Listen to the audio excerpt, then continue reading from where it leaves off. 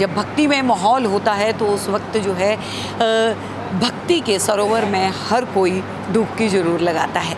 आज हम देश की राजधानी के एक ऐसी ही जगह पे जो है वो मौजूद हैं जहाँ पे आज जो है वो प्राण प्रतिष्ठा की गई है खाटू श्याम की प्रतिमा की। श्रद्धालय मंदिर है ये, जो कि प्रहलादपुर क्षेत्र में पड़ता है, रोहिणी में। और यहाँ पे अगर हम आपको बताएं तो इस तरीके से जो है वो कल जो है निशान यात्रा निकाली गई थी। निशान यात्रा के बाद आज जो है वो सुबह से प्राण प्रतिष्ठा का माहौल जो है वो श्रद्धालय मंदिर में आपको देखने को मिला होगा। और यहाँ पे अगर हम प्रतिमा की बात करें तो इस तरीके से जो है वो बाबा श्याम की प्रतिमा जो है वो आज स्थापित की गई है। हारे के सहारे के नाम से बाबा श्याम को जो है वो जाना जाता है। खाटू नगरी में सीकर राजस्थान में जो है वो निवास है। लेकिन अगर वही बाबा श्याम जो हैं वो आपकी नगरी में जो है वो पहुँच जाएँ, स्थापित हो जाएँ तो क्या ही कहना। लेकिन करता धरता की भी अगर बात करें तो पंडित श्रवण जी जो है वो लगातार इसी लिए जो है वो अग्रसर थे। पहले ये मंदिर जो है वो साईं धाम के नाम से भी जो है वो जाना जाता था और उसके बाद जो है यहाँ पे और भी तमाम जो है वो सनातन धर्म की जो है वो प्रतिमाएं यहाँ पे मौजूद हैं। लेकिन आज का जो मुख्य आकर्षण है वो कहीं ना कहीं खाटू श्याम की ये प्यारी सी प्रतिमा जो कि यहाँ पे स्थापित की गई है। और सारी जानकारी जो है वो भी लेंगे हम पंडित जी से। शाम को भी बता दें कि आज शाम को जो है वो यहाँ पे भजनों का एक जो है वो समागम बनने वाला है। बहुत ही प्यारा आयोजन जो है वो आज यहाँ पे होने जा रहा है। तो चलिए बात कर लेते हैं यहाँ पे पंडित श्रवण कुमार जी से। बाबा श्याम की जो मूर्ति आज यहाँ पे स्थापित की गई है, जो प्राण प्रतिष्ठा की गई है, इसके बारे में थोड़ा जो है वो जानकारी दीजिए। ऐसा है, बोलिए हारे के सहारे की जय, बोलिए श्याम बाबा सरकार की जय। ऐसा है, ये प्लान चल रहा था हम लोगों को 2 साल का जी। 2 साल से हम लोग कभी यहाँ मूर्ति बनवा, कभी वहाँ मूर्ति बनवा, लेकिन कोई मूर्ति समझ नहीं आ रही थी जी। फिर डॉक्टर मदान साहब और हमारे मोनू भैया जो बाबा श्याम बाबा का दरबार लगाते हैं, श्याम दरबार के नाम से जाने जाते हैं, उनके फादर हरीश शर्मा जी जो बाबा के अनन्य भक्त हैं, तो उनके द्वारा फिर जयपुर से मूर्ति आई।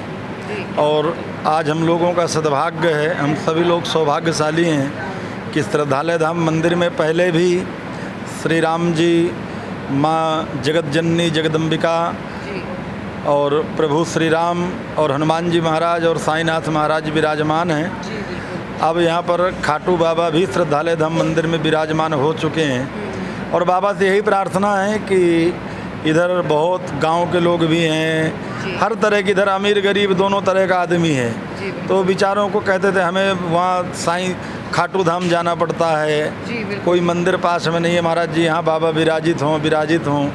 तो बाबा ने अपने भक्तों की पुकार सुनी और उस पुकार को सुन करके बाबा यहाँ श्रद्धालय धाम मंदिर में आज विराजित हुए हैं। उस उपलक्ष्य में आज विशाल शाम को संकीर्तन और विशाल भंडारे की व्यवस्था है।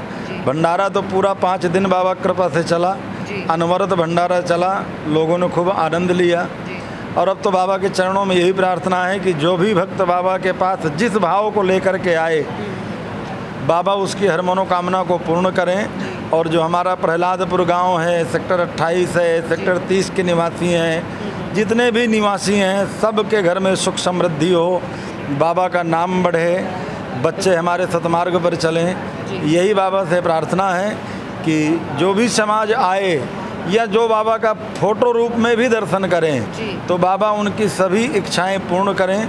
यही बाबा के चरणों में प्रार्थना है। जय श्री राम जी। श्रवण जी, एक सवाल जो है मैंने और लेना है, क्योंकि बहुत सारी जगहों पे जब हम जाते हैं तो लोग जो है ये सवाल उठाते हैं कि बाबाओं का, भगवान का भी जो है वो एक वक्त जो है वो चलता है। कुछ टाइम पहले साईं बाबा काफ़ी प्रचलित हुए, उससे पहले कोई और भगवान थे, आजकल जो है वो खाटू श्याम जो है वो काफ़ी चलन में है, ऐसा कुछ है? देखिए जी, भौतिक जीवन में अगर देखा जाए तो हम दिन में कितनी बार कपड़े चेंज करते हैं, कितनी क्रीमें लगाते हैं, महीने में एक बार ब्यूटी पार्लर भी जाते हैं और खूब पैसा खर्च करते हैं, बाल भी रंगवाते हैं, शरीर भी रंगवाते हैं। तो जब एक मनुष्य अपने स्वरूप को बदलता रहता है, अब जैसे मैं हूँ, मैं बाबा की कृपा से मंदिर का संचालन कर रहा हूँ। ये बाबा ने कृपा की, प्रभु ने कृपा की, मैं कौन होता हूँ संचालन करने वाला। लेकिन मैं कथा में मेरा रूप अलग है, भजन संध्या में जाता हूँ वहाँ मेरा रूप अलग है, भक्तों के बीच में रहता हूँ मेरा रूप अलग है। उसी प्रकार भगवान अपने भक्तों को समय समय पर अपने होने का एहसास कराते हैं। और इस बात की गवाह है श्री रामचरितमानस। रामचरितमानस में चौपाई है कि जब जब हो ये धर्म कै हानि, बाढ़ असुर अधम अभिमानी, तब तब धरि प्रभु विविध शरीरा। गोस्वामी जी ने लिखा है, तब तब धरि प्रभु विविध शरीरा, हरहि कृपा निधि सज्जन पीरा। भगवान विविध रूप में, क्योंकि हम में वो क्षमता नहीं है कि हम भगवान के तेज को देख सकें, हमारी आंखें बर्दाश्त कर सकें। हम तो पापी लोग हैं, हम नहीं कर सकते बर्दाश्त। तो भगवान अपने कि मैं हूँ, मैं ईश्वर हूँ, इसलिए शास्त्रों में भी कहा गया है, विष्णु सहस्त्र नाम स्पष्ट है, यश स्मरण मात्रेण जन्म संसार बंधनात् विमुच्यते नमस्तस्मै विष्णवे प्रभु विष्णवे। और फिर एक श्लोक है, अनेक रूप रूपाय विष्णवे प्रभु विष्णवे। तो एको ब्रह्म, ब्रह्म तो एक ही है, लेकिन उसके प्रकार, जैसे सोना, आप सोना लीजिए, सोने का अब है तो सोना, अब उस सोने में चैन बनवाओ, कड़ा बनवाओ, नाक का बनवाओ, कान का बनवाओ, गले का बनवाओ, पैर का बनवाओ, आपकी इच्छा है, लेकिन उसको गला दोगे तो फिर वो सोना है। बिल्कुल उसी प्रकार जैसे स्वर्ण के अनंत प्रकार के आभूषण बनते हैं, उसी प्रकार भगवान अपने शरीर का, अपनी शक्ति का भगवान स्मरण कराने के लिए, अपनी भक्तों की रक्षा के लिए समय समय पर रूप बदलते रहते हैं और भक्तों को अपनी तरफ आकर्षित करते रहते हैं। जय श्री श्याम। श्रवण जी, एक अंतिम सवाल जो है मैं लूँगी, बहुत सारे लोग जो हैं वो सवाल उठाते हैं, जैसे कि अगर बात की जाए कि सुबह जो है वो प्राण प्रतिष्ठा का कार्यक्रम जो है वो आयोजन था, कार्यक्रम हुआ, कुछ लोग कहते हैं कि जिन्होंने हमें प्राण दिए, हम उनकी मूर्ति में इंसान होके कैसे प्राण जो है वो डाल सकते हैं? नहीं, देखिए, हमें प्राण दिए भगवान और परमात्मा। अब ये आपने बड़ा अजीब प्रश्न उठा दिया। अब यहाँ पर निर्गुण और सगुण का रूप आ जाता है। तो जो ब्रह्म है वो निर्गुण है, निराकार है, एको ब्रह्म द्वितीयो नास्ति। लेकिन अब वो सगुण रूप में भक्तों के बीच में प्रकट होता है, तब तब धरि प्रभु विविध शरीरा। तो वो सगुण रूप लेकर के साकार होता है भक्तों के बीच में।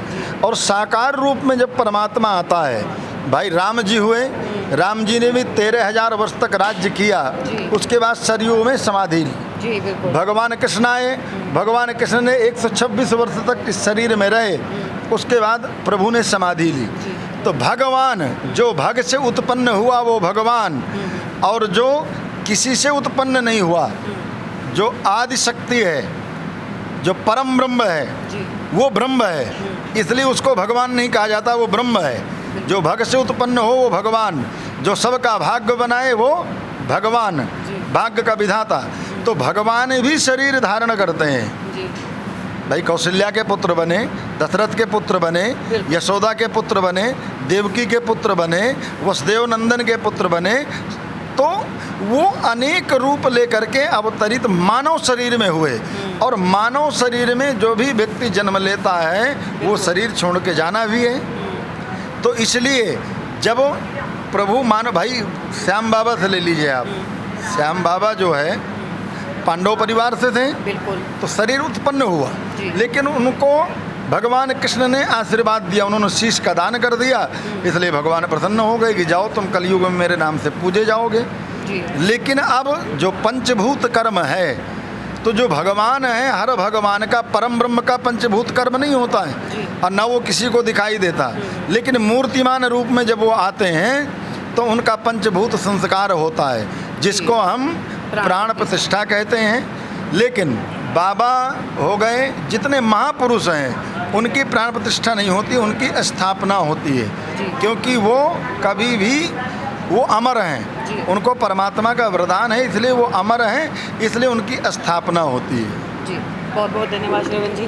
तो देखिए किस तरीके से जो है वो सारी चीज़ों का जवाब जो है वो हमें मिला है, किस तरीके से कि जो लोग जो हैं वो सवाल उठाते हैं प्राण प्रतिष्ठा को लेके, चाहे वो प्रभु श्री राम मंदिर में अयोध्या में प्राण प्रतिष्ठा का कार्यक्रम था, उस वक्त भी काफ़ी लोगों ने, जो नास्तिक लोग थे उन्होंने जो है वो सवाल उठाए थे, उनका जो है वो दो टूक जवाब जो है वो यहाँ पे पंडित श्रवण जी ने जो है वो दिया है। आप लोग सहमत हैं तो एक बार जो है वो ज़ोर से कमेंट सेशन में लिख दीजिएगा। जय श्री श्याम।